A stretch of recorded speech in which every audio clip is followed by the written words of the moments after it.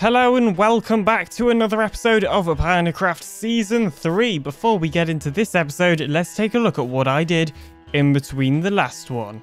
Firstly, I read a book. Welcome to Delta Coin. To turn your diamonds into Delta Coin, put as much diamonds as you want into your specified mailbox every 1 to 2 days, usually around 9 to 10 p.m. Delta Coin says you can diamonds in mailbox. Check out your mailbox, diamonds, mailbox, mailbox, the same batch number. You can also exchange and register Pinacoin into Delta Coin. DM Froggy for more info on Pinacoin. And then proceeded to exchange all of my Pinacoin for many Delta Coin, which we'll see later in the episode. And then I built a cube.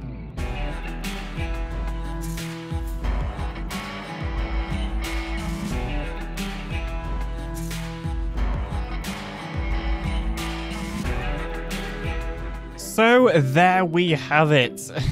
A cube. Yeah. Now you may be thinking to yourself, but Alien, why have you just built a completely random cube in the middle of the shopping district? Well, this actually isn't a completely random cube.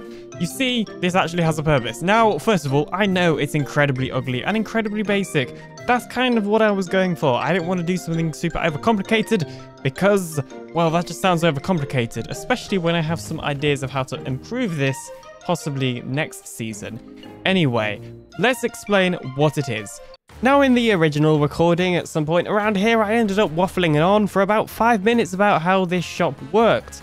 And let's be honest, nobody really wants to hear me waffle on for 5 minutes about how this not really a shop works. So I'm just going to explain it to you now instead. Let's get started. So there is a book here, which I've placed for the other Pinecraft members in case they haven't watched this video, so they know exactly how to use the shop. And you can read it here if you want, but I'm going to tell you how, so I don't know why you'd want to read it. So entering the cube, by the way, it has a name. It's called the Chore Cube or the Cube of Chores, or something like that. As long as it's got cube and chores in it, who cares? So when you enter, you'll see there are many barrels with item frames on that, thanks to the resource pack I'm using, are invisible. And you'll also see there are some signs. There's also this shulker box that has some book and quills, this chest that has some book and quills, and this large chest that has lots of bits of paper. So the idea of this cube thingy is that people can come here if they are bored and have nothing to do to help out other people by doing their chores, or you can put a chore up here for somebody else to do for you. Now, the good thing about this is you can also get paid for doing it. So let's say I had a chore and I wanted to pay somebody 2 diamonds for doing it. Well, I'd put it in one of these lower barrels. I'd write in one of these book and quills what the chore is about, and I put it on the item frame. I would then put any important information in the barrel. I would then put anything I may need for that chore in the barrel, e.g. like a pickaxe or something.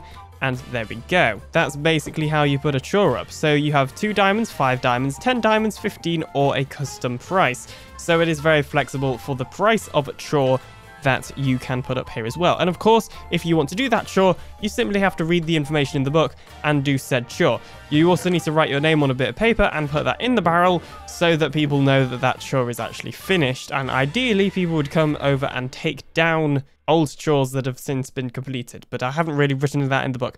I'm probably going to rewrite this book because it's very long and convoluted. It needs some better wording. But there you go. That is how to explain this not really a shop cube thingy without waffling on for 5 minutes. You're welcome, Past Alien. Now let's cut back to Past Alien talking about some other Super Smelter stuff. Yes. So I'm personally am not using any resource pack particularly different. However, PNAPE has applied the Fall Festivities resource pack. What this is a Halloween resource pack that, well, makes the game a little bit more Halloween-like. You may remember it from last year. So you can see my hotbar has quite a lot of changes, and you saw the suffocation as I flew into that wall as well. The sun has a lot of changes, as does the moon. There we go, there's the moon. Basically, there's all sorts of changes. It also looks like, over here, he may even have got variated carved pumpkins. Yeah, so he's also added variated carved pumpkins, which is awesome. And I believe he may have added in some custom jack-o'-lantern mini blocks as well. Now, I don't know if you've noticed, but I'm not really looking that much of hard of Halloween right now. And if you've been watching my channel for long enough, you'll know I have a dedicated Halloween skin. Last year, I was Purple Alien for Halloween 2021, and I was considering using this skin again this year as well. You'll know that if you've checked my Discord profile. But this year, I actually want to do something a little bit different. I want to get a new skin because I don't want to reuse the same costume from last year. Jeez. So I think it's time that I do a bit of a wardrobe change. So after a quick trip to the Skin Dex website, I now have the Grim Reaper costume ready for this year's Halloween. So here it is in full, and you can see there I'm having to squint a little bit with my big eye so that I can actually see out of this costume. But yeah, here it is. So heading over here to our base to start with, this is actually the first place we will do the first task of today.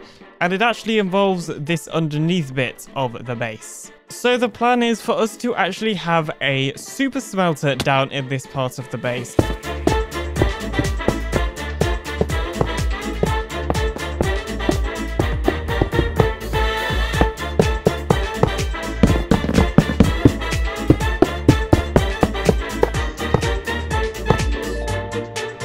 And with that montage, we now have this super smelter completed. Kind of.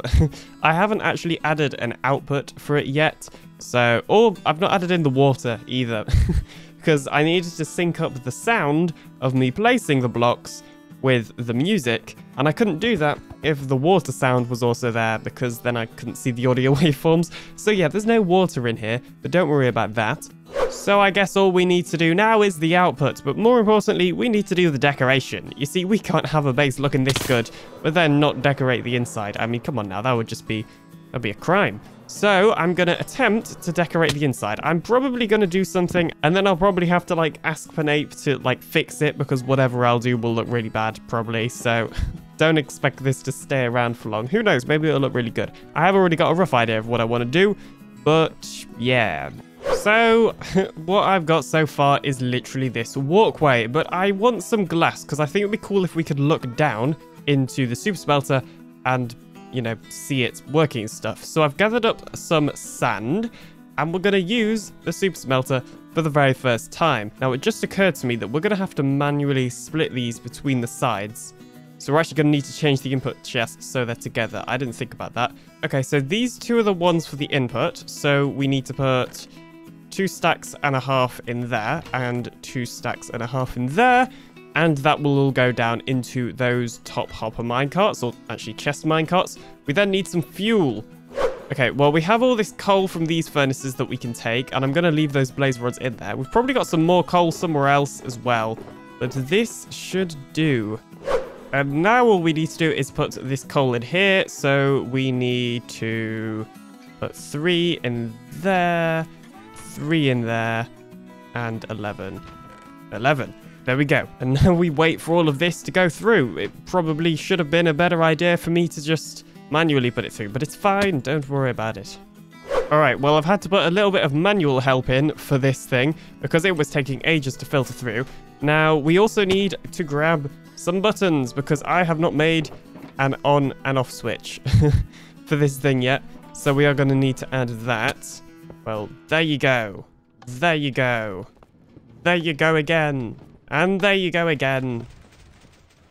There we go. Okay, well, now we can see all the ones where stuff has fallen through.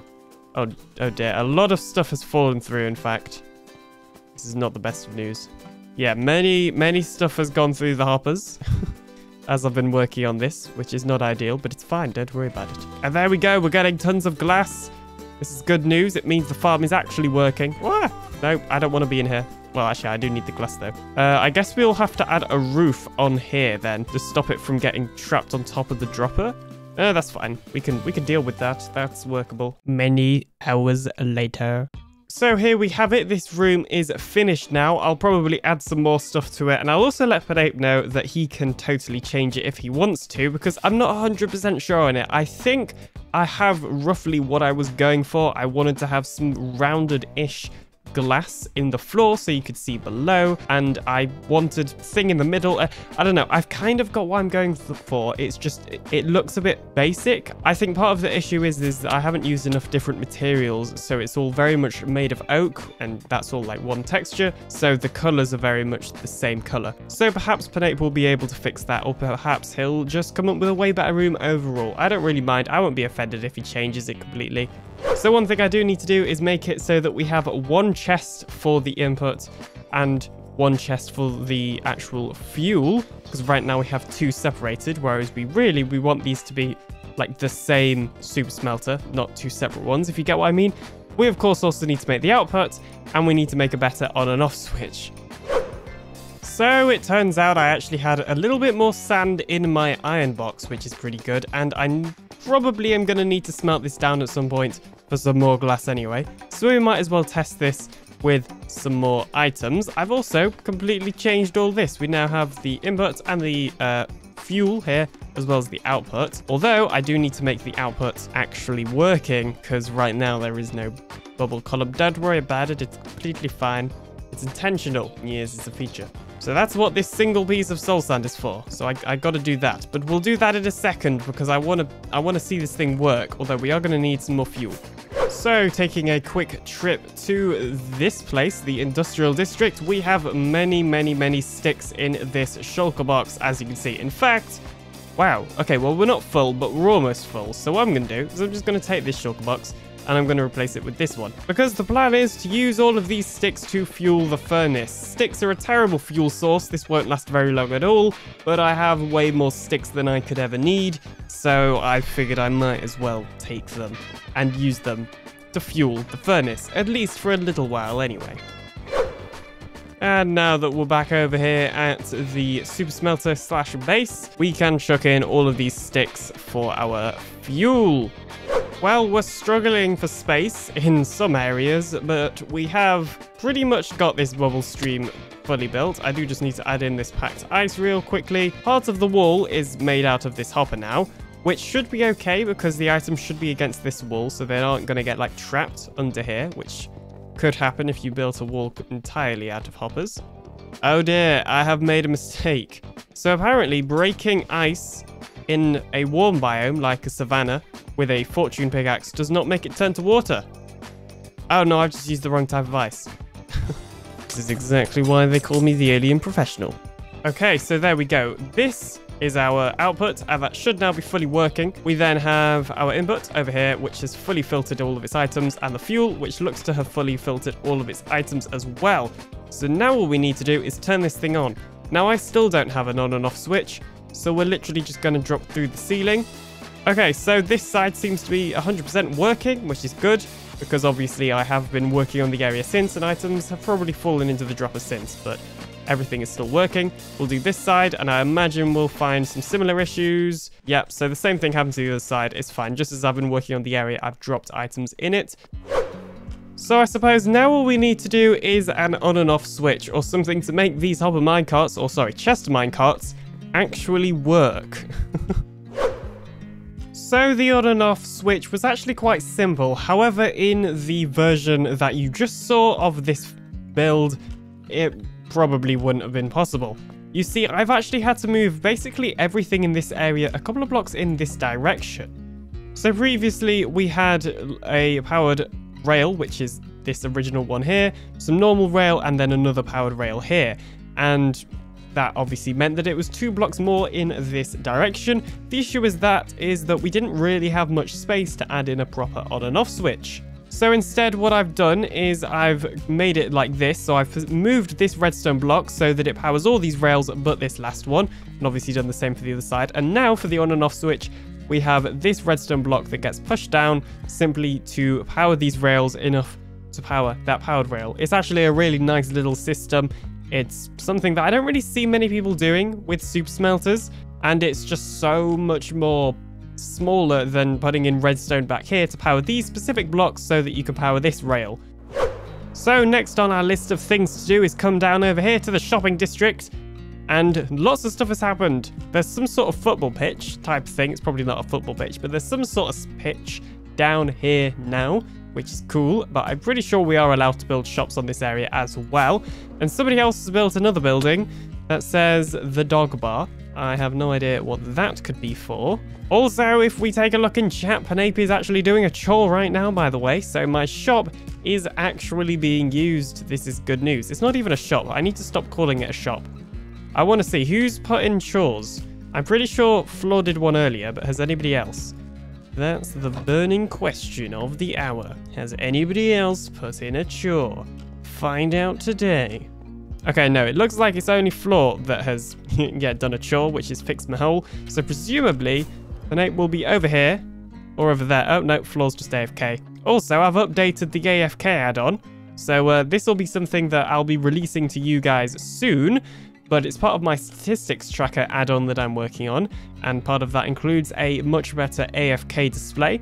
It now displays how long people have been AFK for, so Floor has been AFK for 2 minutes. If we punch him, then you can see in there that in the bottom it now says he's no longer AFK.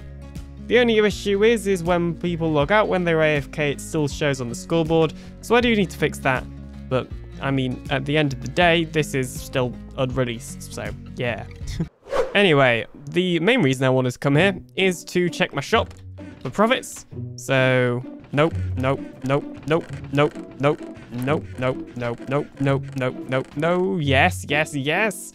Many yeses. Okay, I admit I have already checked this and I already knew there were 28 diamonds in there, which is why I brought glowstone to restock it. We do need some more glowstone though. I will probably have to do some AFKing, or AlienBot will have to do some AFKing at the witch farm. Nope, nope, nope. And yeah, that's all of them. Okay, so we really should restock a lot of this, especially netherite.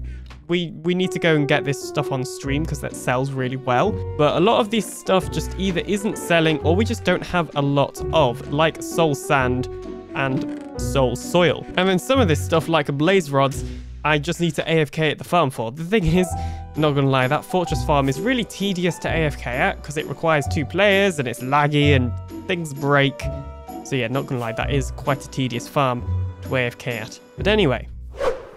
So it's now 2 days after Halloween, and originally I was gonna go and give everybody Halloween gifts. Where have they gone? Yeah, here we go. I was gonna give everybody some Halloween gifts, but Halloween's over.